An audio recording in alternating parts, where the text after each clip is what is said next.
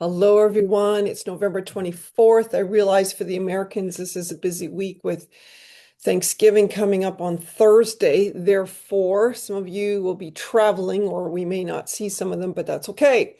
We're an international community. We're going to keep going throughout this week. So if you're wondering if we're stopping, we're not. We're going to carry on this week. We will have a time in the Christmas duration when we'll have a pause because a lot of people on the different nations that are represented also do have a break during Christmas. So, all right, or Hanukkah. Lord, thank you so much for this community. Thank you so much for Iran. Thank you for the National Leadership Center. Thank you so much for all the great things that have been happening there. And Lord, we just want to keep praying and keep believing that that which you have started, you're going to complete. We want to thank you for all the good that we've been seeing in this place of prayer for the last 2 years and not forget that which you have done. So, I was reading Psalm 124 this morning. I just want to read the first few verses. It says in Psalm 124, 1, if it had not been the Lord who was on our side, let Israel now say, if it had not been the Lord who was on our side when men rose up against us, then they would have swallowed us alive. When their wrath was kindled against us, and the waters would have overwhelmed us, the streams that have gone over our soul. Blessed be the Lord who has not given us as prey to their teeth. Our soul is escaped as a bird from the snare of the fowlers. The snare is broken, and we have escaped. Our help is in the name of the Lord who has made heaven and earth. May that be just so super evident to everybody in Israel. Let's just remind ourselves, yes, there's been pain and loss, but there's been a defeat over Iran. There's been a defeat over Hezbollah. There's been a defeat over Hamas. There's been a defeat over the Assad regime in Syria. There's been a defeat over the Houthis. So just in case we forgot. And thank you, Lord, for all the good. All right. Well, good stuff. Aran, thank you for sharing today. And Mondays, we love it when you're on. So please share and what we can pray for. Thank you, Patricia. Hi, everybody. Shalom from Israel. It's such a pleasure to be with you every Monday, and it's such a bless for me. I need before Monday, I need to stop and think and prepare myself, and it's a bless. So maybe I will come on Wednesday also, Patricia, if it works for you. That's great. It's doing good for my face. I'm very focused. So in Israel, situation as usual is complicated. Things happening. We are all living like a roller coaster that didn't end. We have yesterday we killed a very high officer in the Yeah. Hezbollah army. And I think this is one of the lessons that we learned from the 7th of October. If you are a killer, a murderer, a savage, and your focusing life is to kill Israel, and you are doing that, and you are risk Israel. By the way, he was risking the U.S. not less than the Israel. We are going to kill him. We are going to take care. We are not going to sit around and wait that he will kill you. And this is part of the new policy in Israel. And Benjamin Netanyahu have a lot of support in that. Everybody is very happy about every savage and every terrorist that is killed. We continue to strike in Gaza. It's not ended. We have three more hostages there, but we are taking care of that also. In Judea and Samaria, again, we are taking care of the terror there. And there is a discussion about what is the influence of the war on humanitarian issues. And for me, it's like, oh my gosh, I'm not sure. And inside Israel, like we spoke last time, there is a lot of confronts around things that connected to security. One of the issues was last week about the death punished to terrorists, if it's right or wrong. If terrorists that killed and have blood on their heads hands if they needs to be killed. And there is discussion around that. And let's see what is going to be there. But this is something, again, this is part of the 7th of October.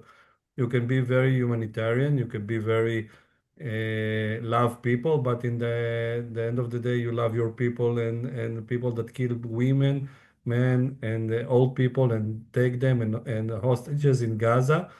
And by the way, the evidence or the testimonies of the survivors from the to be in Gaza, the stories are outside and more and more and more, and you are understand how much it was like barbarian. It's not like you are somebody was taking somebody and is a hostage of war. Is a soldier. No, it was humiliation and sex humiliation and Mm. and and it was just to humiliate them. It was such to hurt them, and it's terrible. And I don't, it's not a surprise for me that the voices again that support this death punishment and strong punishment and how to take care of them in prisons.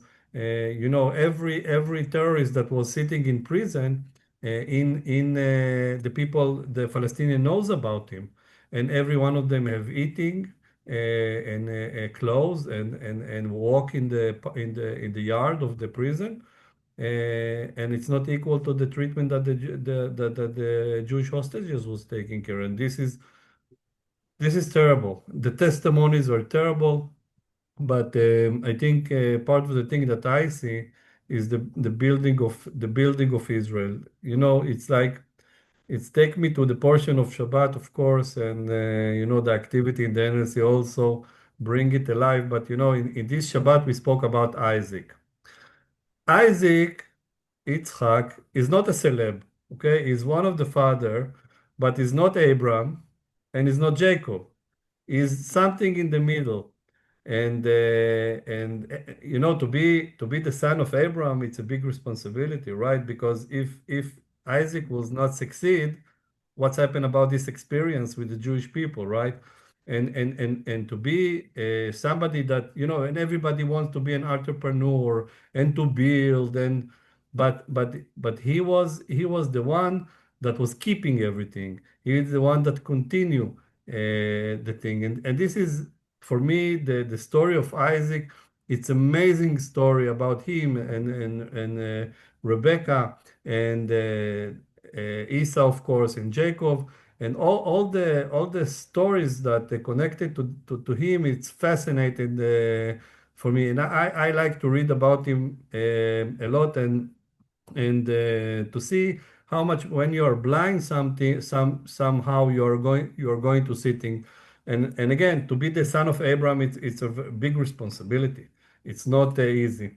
And then Rebecca have two children in when she was pregnant. She didn't knew that, but she have something that going on in her, and instead of going to the doctor, she going to God and prayer for him and ask what's happened there.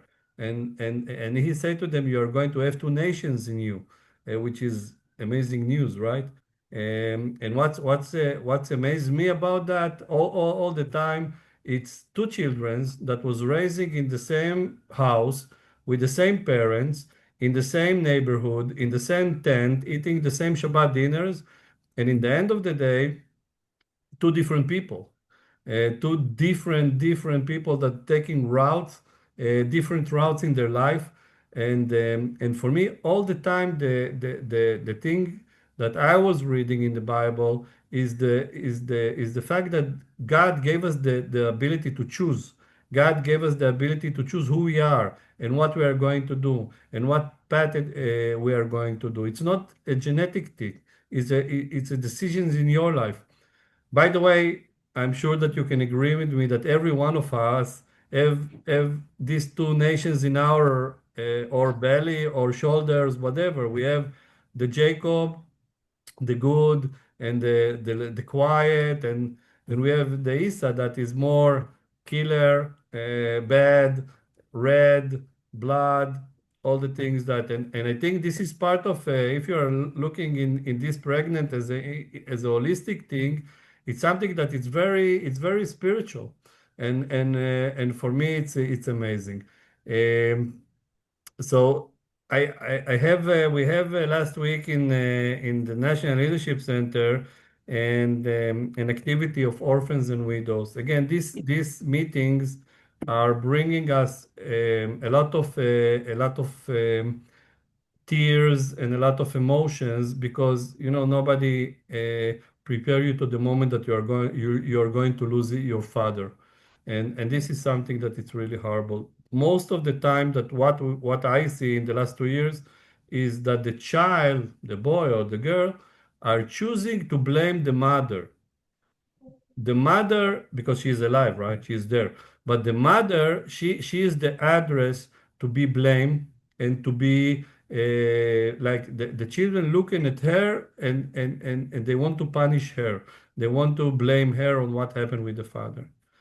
And I see mothers, and this is what I saw last week, mother that was choose to love her son, although for a whole day he was pushing her to a places of blame and shame and hurt and things like that. And I saw a mother very quietly, leadership was there, but and all the time she was love him and she was hug him and she said to me, it's going to be okay. She didn't say it's not me. She didn't say no. She said to me, I love you and I want to be your mother. And it's an honor to be your mother. And I'm feeling such a blessed to be your mother. And all the day was in this conversation. And I was there sitting in the side and say, oh my gosh, how much strength there is in this tiny woman. How much strength she can struggle and suffer just to love her son. And she understands the pain. In the end of the day, after they did the activity in the Odyssey, the going down there was very, it's still hot in Israel, by the way.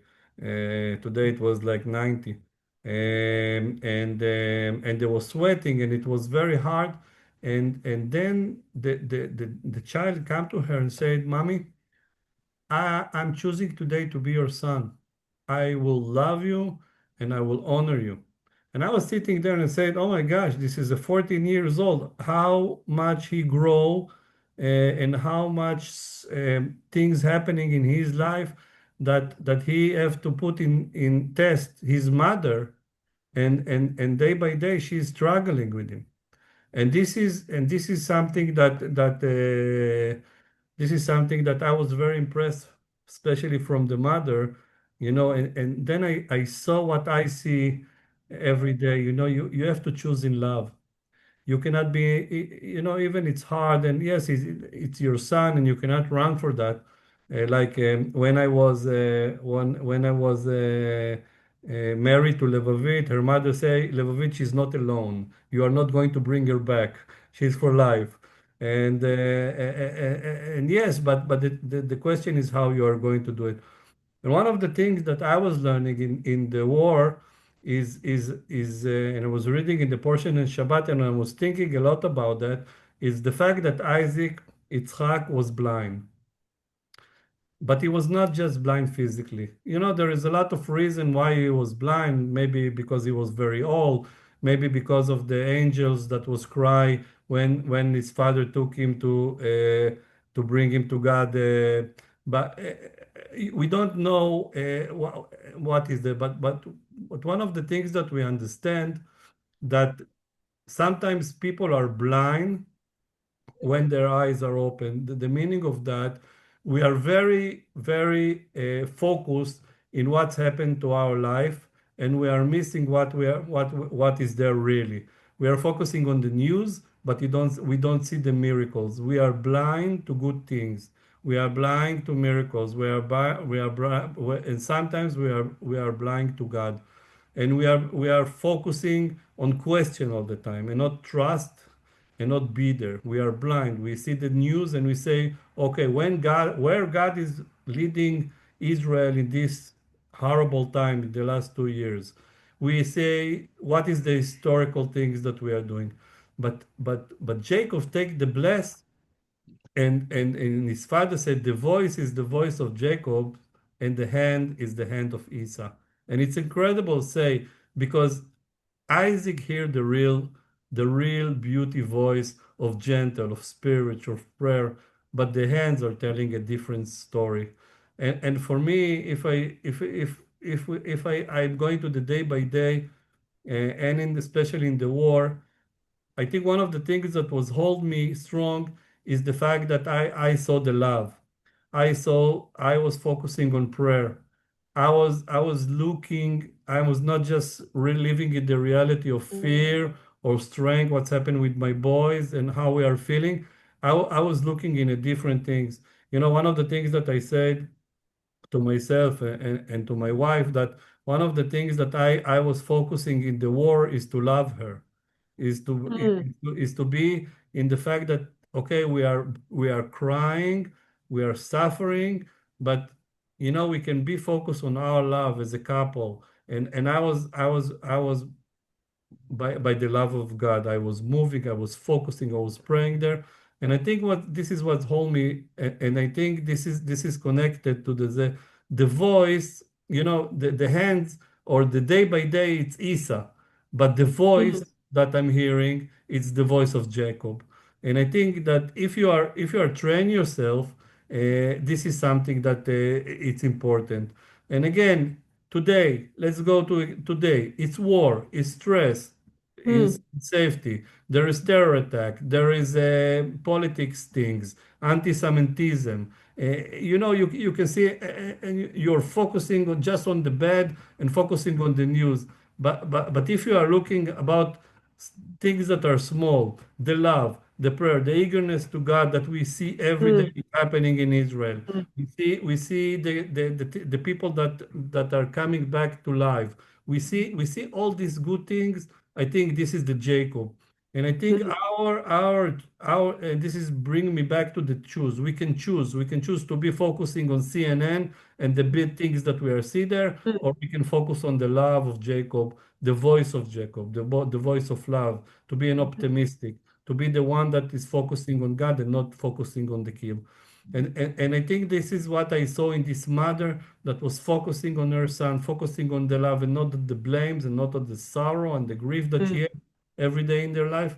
And I think this is part of, and some one of the things that I promised to myself is not is just it is to continue to do it when it's peace or peaceful, and it's going to continue when it's the war is stopped, and continue to pray, and not just about just the safety of Israel, to pray mm, for a wisdom for the heart of the people, for that Israel is going to be prospered again and grow, and speak about the children that are so much happy to about the Bible, and all the noises are terrible, but the love to the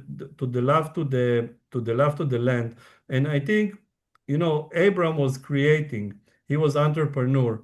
Isaac was more maintain, okay, the thing. He was going to the holes that his father was digging and give them the same name. It's very easy to sit with Rivka and say, okay, let's put the new names to the holes. Let's no. And I think this is our obligation. And I think one of the things that I motivate by when I'm doing what I'm doing day by day is what I start to say. To be the son of Abraham, it's a huge responsibility.